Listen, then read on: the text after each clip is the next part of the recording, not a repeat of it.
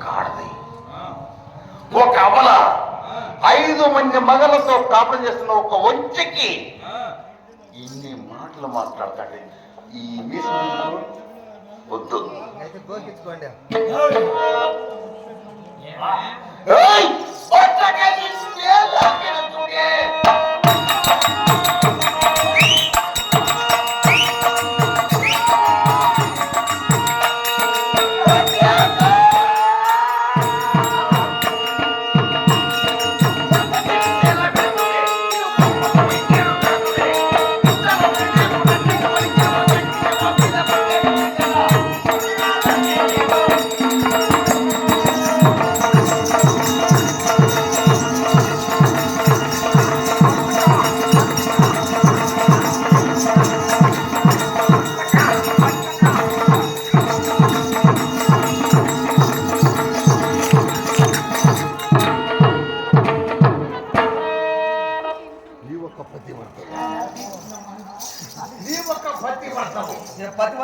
నీవు పతివర్తవలసిన ఈ ప్రపంచం పెట్టుకున్నాంటి గమన జారకి నేరమేమి వారికి అచ్చింది.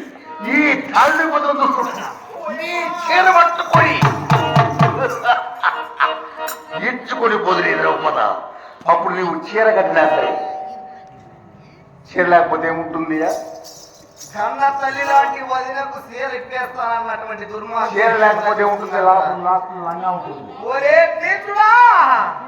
చీర కట్టినా సరే వదిలిపెట్టి చేసిన ద్రౌపది ఒసే రూపవిత సర్పతి అంటే మన ఒకడ, ఇద్దరా, ముగ్గురా, నలుగురా, 5 మంది మగళ్ళ కట్టుకొని పచ్చి పచ్చిగా కోడగలుచుకుని నువ్వు ఒక పచ్చి పడతావు.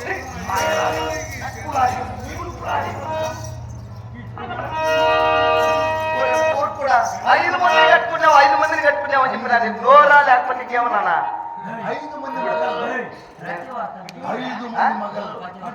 తాళి కట్టినటువంటి మొగుడిని తప్ప అన్య మగవారిని ఆడవారిని ప్రతి ఒక్క ఆడి ప్రతి వర్తే.